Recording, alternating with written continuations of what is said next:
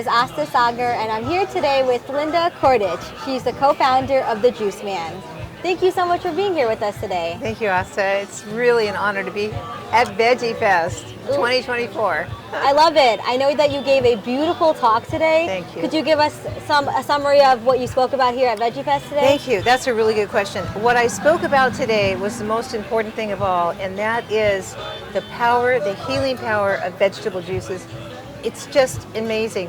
And what we do with vegetable juices is we really recommend 32 ounces a day or every other day, because that is the amount that really makes a difference in people's lives. So I know that there's so much out there about health, wellness. What do you use specifically to juicing? The thing about juicing, that I think that there's like this, thing about, oh, that's too much sugar.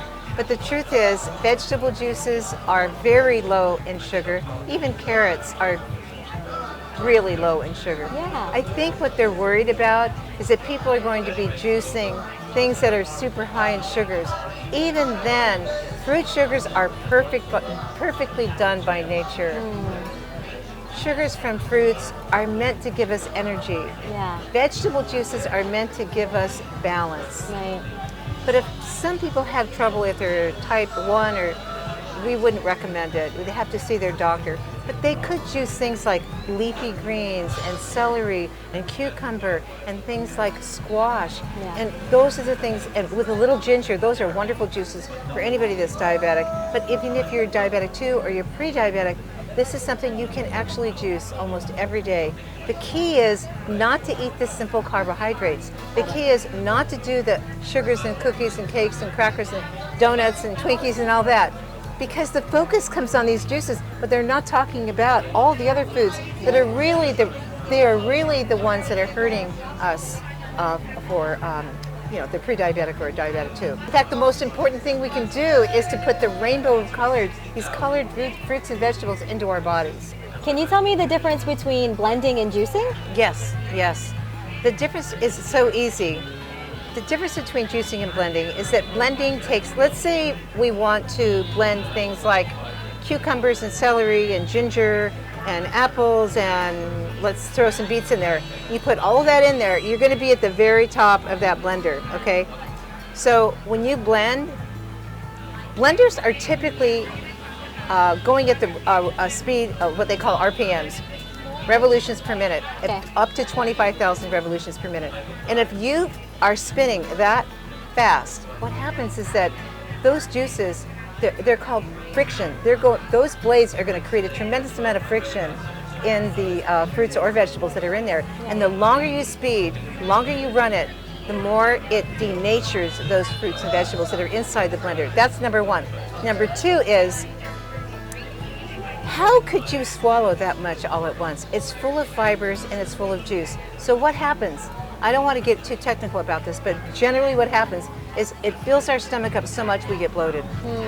All the nutrients in when you're juicing lie in the juice, not in the fiber. And my late husband, the juice man, used to say, it's the juice of the fiber that feeds you. Okay? It's really important. So when you really want to get your nutrients, you juice. When you want something fun like a smoothie, then we can talk about that. But there's one other thing that's really important, and that is fiber is essentially important to our diet. We have 30-something feet of intestines, and the most important thing we want to do is eat a fibrous diet. But we want to be chewing it. We want to chew the salads. We want to chew the high fiber, the beans, the tofu, the millet, the quinoa. We want to chew it and get all those enzymes in our mouth. Those enzymes are 1/3 of our digestion. And once you swallow it, it gets into our stomach. Now it's happy. But when you blend, it's like the body's going, oh my God, you didn't give me a chance to chew and chew and chew. And so all of it gets into the stomach, and then the stomach is going, oh my God, bloat, and then not just indigestion, but no assimilation or very little assimilation. And this is the difference. Anyone that has a degenerative disease or has a life-threatening disease, they're going to be put on juices, not on smoothies. Got it. Yeah. That makes sense. And so for juicing, I know that some people might think that they need to get these fancy machines. They might feel like it's not accessible. Yes. What advice would you give for them? Okay, my advice is to buy if you have not juiced before, buy a juicer for $50, $60 and see if you can incorporate that into your lifestyle. Okay, and if so, then give it to your friend and go up. Now, I really recommend the Breville Juice Fountain Plus. That's a really good juicer. You don't have to spend more than $140. Sometimes on Amazon you can get it for cheaper. But also the Nama J2 juicer is very good. It's expensive.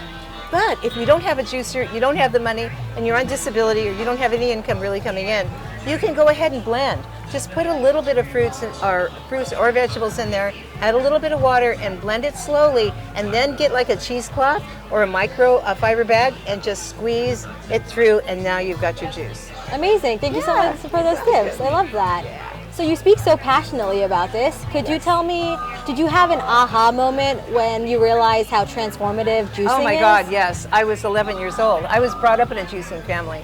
And so my mother was sick, she got well. I was totally fascinated by juicing. Juicing just changed my life forever. Yeah. And then when I met Jay Kordich, the Juiceman, back in 1981, I joined forces with him. We got immediately married, and we brought juicing to the world. Millions and millions and millions of people learned about the Juiceman through television, through Jay Kordich. And I have been passionate about it for 45 years, and I'll be passionate about it until the day I die, probably. But the truth is, juicing works. Just give it a try. I love that. So I myself actually went on a health journey. I had breast cancer a few years ago. Yes. I would juice every single day, and I feel like it really did give me energy, Yes. made me feel good. Yes. Luckily, doing really well now. So I would juice apples, I would juice carrots, and then Yes. celery. Yes. Do you have any other recommendations on what we can add in? Oh, definitely. The best juice to make is a rainbow of colors. Reds, greens, blues if you can, yellows, oranges. These are what you really want. So oranges would be, I would say, carrots like you were doing. I would add a beet to that. Okay. Do a beet with the long stem of the vegetables, you know, like that long, kind of like long leaf. Take one of those and put that through the juicer.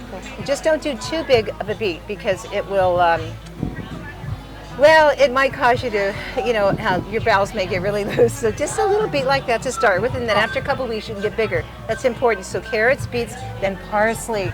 Parsley is one of the most powerful foods on this planet. It's almost a perfect protein. And it will cleanse your blood. It will detoxify your blood. Not just that, it will get waste matter out of your body so that your liver and all your major organs can function properly. So you want to get a nice big handful of parsley, and then I would also add some celery, 6 or 8 ribs of celery, and a little bit of ginger, fresh ginger. Put it in there, and you're going to have a beautiful array, a beautiful sun-blessed vegetable juice drink. It's so beautiful how you talk about juicing, and you're so passionate about it. What brought you to Veggie Fest to talk about it here? Oh, that's a really good question. I love Veggie Fest. Oh my gosh, are you kidding? In 1965, when I first became a vegetarian, there wasn't in San Diego, there was about 1 million people. This is where I'm from. Are you kidding me? There wasn't one vegetarian restaurant. Nobody even could spell the word vegetarian, right? Except the Seventh-day Adventists, they had a little cafeteria. But when I'm here in 2024 and I'm looking at thousands and thousands of people coming in here and being joyful and loving this and supporting Veggie Fest and loving the plant-based diet, my God, my heart, I feel like I came to Earth for a reason, you know? Now I see a beautiful manifestation. I love it, and thank you so much. Your talk today was so beautiful. Yeah, it was good to have you interview me. Yeah, and also, if anybody wants to find out more about you, if they want to find out any more about juicing, where can they find out that information? Juiceman.net. Yeah, and I'd be happy to. Oh, and that's the other thing. I do a podcast and a video and a newsletter on my website. It's free of charge, and I want to give it to everyone. That's my love of serving others. Thank you so much. Well, we have Linda here today. I hope you guys enjoyed this interview as much as I did. Any last words, Linda? No, just juice. Thank you, guys.